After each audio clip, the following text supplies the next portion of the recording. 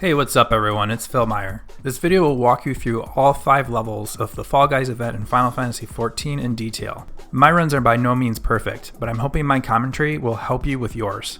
If you're looking for a guide to the overall event itself, I have a different video for that, and it's linked in this video's description. You can also use the chapter timecodes in the description to skip to any of the levels you want to check out. Alright, first up is Manderville-Can Parade. This is probably my favorite level of the 5. I tend to pick whichever path is closest to me, and I adjust my camera so that my jump lands appropriately. Halfway through this path, you'll be forced to walk in the direction the arrow is facing. I use legacy camera, so I actually stop and face whichever direction I need to, but if you're using standard camera, you could strafe or backpedal to line yourself up. This section here is just about optimizing your timing. I make my way through the edges of the circles to minimize the amount of time I'm in the danger zone. My timing isn't perfect in this run, but hopefully it gives you the idea.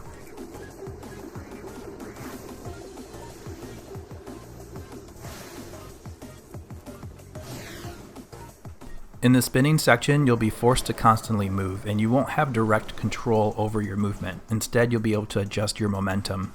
I pick a direction down through the center. It lets me adjust my momentum so I can kind of clip the edges of where these pendulums will swing. So the end result is that I weave through the center and sometimes take a little shortcut through the pendulum's path, depending on my timing. For this giant slope, one thing to note is that the giant snowballs always alternate where they spawn from. I keep my camera zoomed out so I can focus on the bigger picture. Then it just becomes about patience and timing. It's much better to stop climbing the hill and wait for an obstacle to pass than it is to get hit by it. Okay, another round 1 stage is Gentlebean's Fever. For this first slope, I usually target a path along one of the edges. I just find that it makes it easier to keep track of those axe swings as I make it through. Now I find this next section pretty annoying as I weave my way through the cones. The cones will lay out a timed area of effect, which will stun you, and touching the cones themselves will stun you as well. The icy section's more the same, but since you can only slide instead of walk, you'll be committing to a movement direction as a result. I find it best to take a pause in movement to get the timing right rather than always moving full force here. Now for this axe pendulum section, I pick a path through the center. If you stay right on center, the 4 axes along the edges won't actually be able to reach you. When the acceleration bomb countdown's about to finish, make sure you're standing still to avoid getting stunned. I failed to follow my own advice in this run, so as you can see, I paid the cost for that.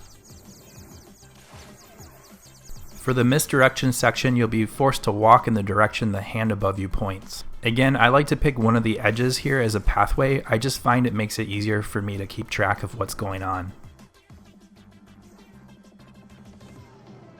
Okay, and for this last section here, it should be clear it's about timing. You'll need to plan to jump from one pathway to another at least once before it disappears beneath you.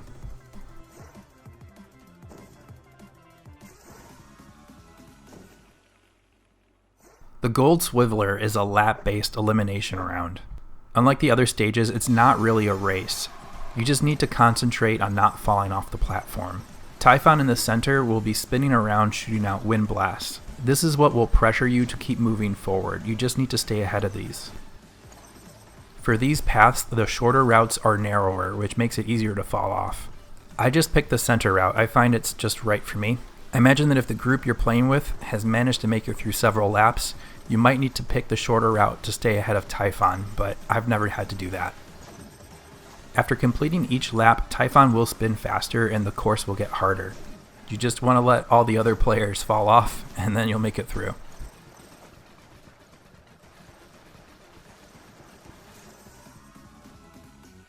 In my opinion, Saucery Siege requires the most patience from all of the stages. Starting off, you'll need to head into the center and pick up one of the crystals. Its color will be assigned at random. You'll then need to carry the crystal through its respective colored obstacle course and drop it off of the goal at the end. The arrows in the yellow section mean there's a wind blast coming that will push you back to the start. You'll want to position yourself with a barrier to your back so when the wind blast does hit, you won't get pushed all the way down. If there's any server latency, it can really affect the precision of your movements. Now the blue section is the hardest of these in my opinion. 2 of the bumper columns will move at a time. Understanding its pattern will really help in making your way through. I had the most trouble with this section, and I found just watching it in spectator mode really helped me to understand how these pillars move. The red section's similar to the blue, but much easier since these bumper pillars can only move to the left and right instead of vertically.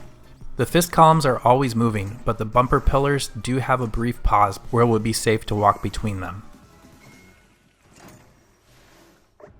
Now, with Manderville Mountain, I find it helps to keep a wider view with the camera. It might help to understand that the yellow dropping balls always drop in a linear pattern going from left to right. Keeping track of that helps me weave around them. Now, we'll get hairy in the center as you keep track of those yellow ball drops and try and pay attention to Yojimbo's red vertical swipes.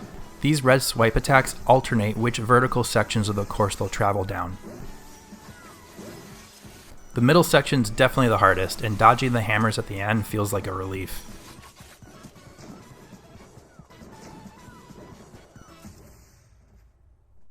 Alright, those are my tips for these levels. Hopefully they helped you in some way. I think the key here is patience and not letting the pressure get to you. Feel free to leave a comment below if you have your own strategies or tips that you think might help others. Alright everyone, take care.